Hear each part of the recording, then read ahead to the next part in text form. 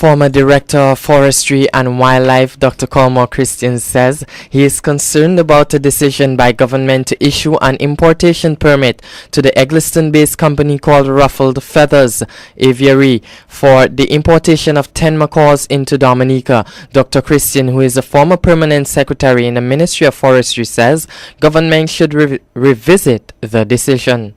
Number one, I am not convinced that the actions of the Ministry of Agriculture were consistent and in keeping with the spirit of the Forestry and Wildlife Act, which is Chapter 60.02 of the revised laws of Dominica. And in particular, I'm referring to Section 25 of the Act. And that section states in part that no alien wildlife shall be imported or introduced, lest transported, or released into the country except by the Forestry and Wildlife Division or under a permit issued to an individual by the Minister upon the recommendations of the Director and the Permanent Secretary. It is my understanding that the Ministry of Agriculture directed the Forestry and Wildlife Division to issue such a permit.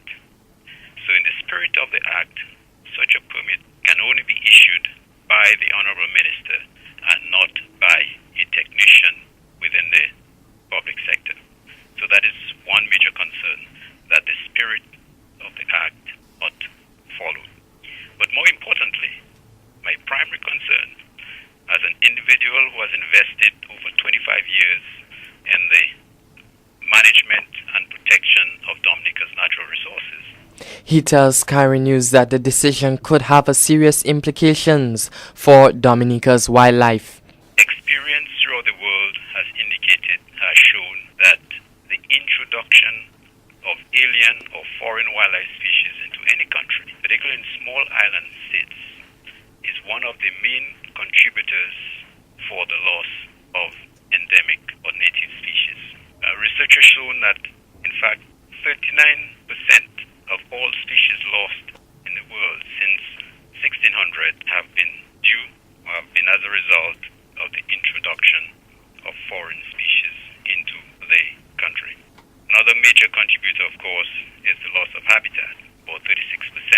So, given the fact that Dominica prides itself as a nature island, given the fact that we have 2 endemic parrot species on the island, one of which is a national bird, given the fact that we have over 175 other permanent or resident species and migratory species of birds on the island, I am of the view that the introduction of exotic species could and have the potential of affecting our native species. Irrespective of what the veterinary unit of the Ministry of Agriculture may want to advance, Dominica does not have the technical skills, the resources, the necessary competencies to manage effectively any outbreak of diseases among our wildlife species. You saw and we're aware of what happened to our crapo. We had to benefit, or we had to request external assistance in order to address that problem. We have lost a lot of our crapo animals, and we had to depend on the kindness of external partners to assist us in managing that problem. Dr. Colmore Christian. Dr. Christian also holds the position of Assistant Professor for Forestry, Ecology and Wildlife Program at the Alabama A&M University. Proper management regulations at the Portsmouth market and improving the council's revenue are on the cards for the newly sworn-in mayor of Portsmouth, Vernon Daniel. Daniel was nominated mayor of the town of Portsmouth by Minister for Social Services, Community Development and Gender Affairs, Gloria Shillingford, following the resignation of former mayor Errol Hill last month. You know, the whole idea right now with me being appointed chairman is to really get the council, the institution of the council, at a level where it can adequately provide the services that the citizens of the town require.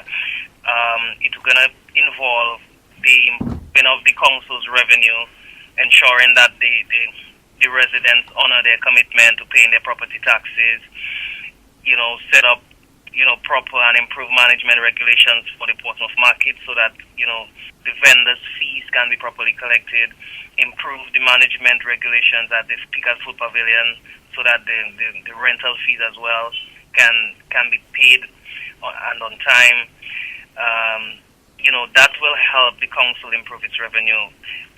Also through small community project proposals to donor agencies and primarily to reestablish that working relation between the council as a local government chapter and central government so that allocations can be properly and timely be made available to the council to provide those vital services through financing. These are the things that the council is supposed to be doing, and it has met shortcomings in that area, and I really want to improve that. Before thinking of any future plans or any thing outside of the scope of those basic services, I want to guarantee that those areas are properly addressed. The newly sworn-in mayor says road maintenance and the upkeep of public conveniences are among areas to benefit under his tenure. The basic and fundamental services that the council provides or should be providing to the residents, like ensuring that there is proper sanitation, ensuring that there is adequate drainage, proper roadside maintenance, public convenience upkeep, which is essential to not just the local residents, but the tourists that visit, the people from the other communities that would come and want to use those facilities. They're really in deplorable condition. The town aesthetics as well, the dilapidated structures that I feel they can be replaced with temporary parking lots, and all unnecessary hindrances in the town that needs to be rectified. These are the things that I would ensure that the council can pass proper, adopt proper policies for one, and then get the proper regulations through to be able to manage. Newly sworn-in mayor of Portsmouth, Vernon Daniel. The appointment of Mr. Daniel as the new mayor of Portsmouth took effect from Friday, June 11, 2010.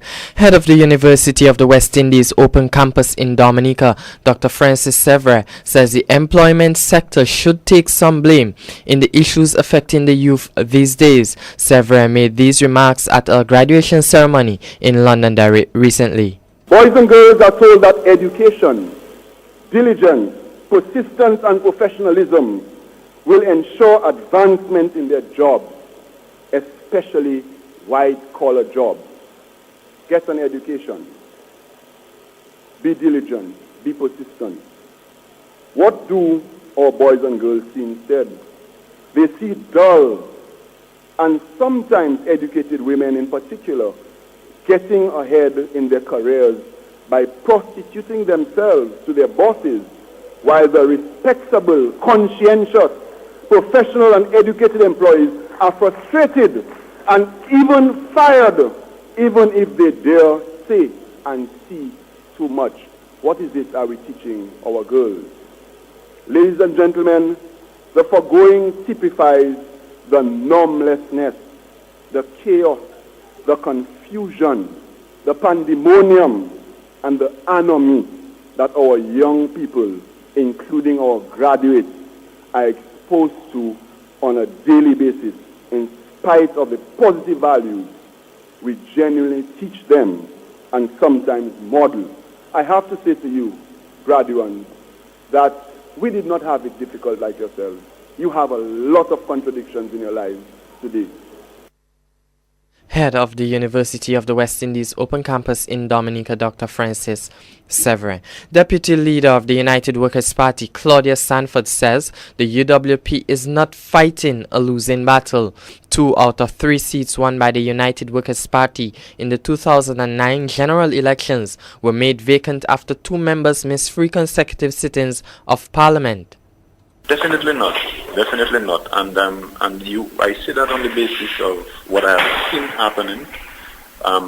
There has been cry about the action of the president, and I expected him to act the way he acted. I was I expect him to sign the REIT. I expect him to get involved in whatever he did.